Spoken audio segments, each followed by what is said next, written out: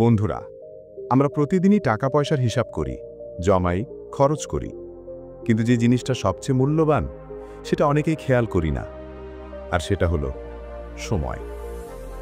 টাকা হারালে আবার কামাই করা যায়, কিন্তু সময় একবার চলে গেলে চিরদিনের জন্য হারিয়ে যায়। আজ আমি তোমাদের শোনাবো এমন একজন মানুষের গল্প যে সময়ের মূল্য দিতে জানত না, আর সেই ভুল তাকে কত বড় শিক্ষা দিল, সেটাই হবে আমাদের আজকের শিক্ষা। একটি ছোট গ্রামে থাকত রফিক নামের এক তরুণ। বয়স তার তখন মাত্র ২০ বছর। রফিক খুবই স্বপ্নবাদ ছেলে। সে ভাবত একদিন অনেক টাকা হবে, সুন্দর একটা বাড়ি হবে, শহরে নাম করবে। কিন্তু একটা জিনিস সে কখনো বুঝতে পারত না, স্বপ্ন পূরণের জন্য সময়কে কাজে লাগাতে হয়। রফিক দিনভর অলসভাবে সময় কাটাত। সকালে দেরি করে ঘুম থেকে উঠত, বিকেলে বন্ধুদের সাথে গল্প করে আড্ডা দিয়ে খেলাধুলায় দিন পার করত। কাজের কথা উঠলেই বলতো, আরে সময় আছে, এখনই বা কেন, কাল থেকে করব। এভাবে কাল বলতে বলতে অনেক মাস পেরিয়ে গেল, কিন্তু কোনো কাজই এগোয়নি। তার বাবা মা বারবার বলতো, বাবা সময়কে হেলায় নষ্ট করো না, আজকের সময় একবার চলে গেলে আর ফেরত আসবে না। কিন্তু রফিক শুনত না। এদিকে তার বন্ধু শামীম ছিল একেবারেই ভিন্ন। সকালে ভোরে উঠে পড়াশোনা করত, পাশাপাশি ছোটখাটো ব্যবসাও শুরু করল। শুরুতে রফিক হাসাহাসি করত, তুই এত কষ্ট করিস কেন, জীবন তো একটাই, উপভোগ কর। কিন্তু বছর দুয়েক পর যখন শামীম নিজের ব্যবসা দাঁড় করিয়ে ফেলল, আর রফিক তখনও বেকার ঘুরে বেড়াচ্ছে, তখন তার মনে প্রথম ধাক্কাটা লাগল। সে বুঝল সময় নষ্ট করার আসল মূল্য কেবল পরেই বোঝা যায়।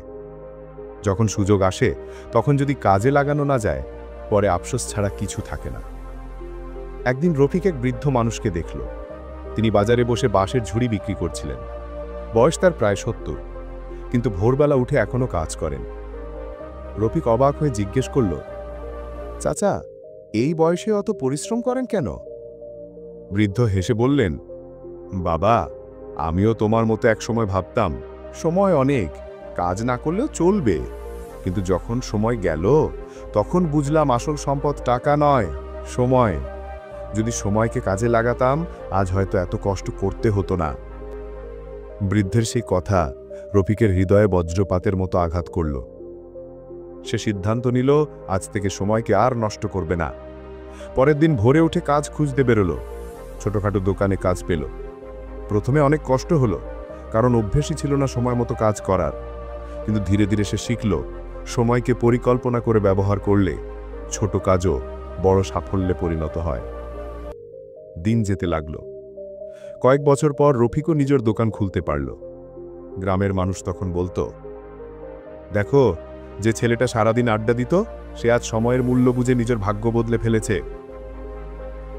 রফিক তখন মানুষকে বলতো, ভাই, টাকা আবার আসবে, সুযোগ আবার আসতে পারে, কিন্তু একবার সময় গেলে আর কখনো ফেরে না। সময়ই জীবনের আসল সম্পদ।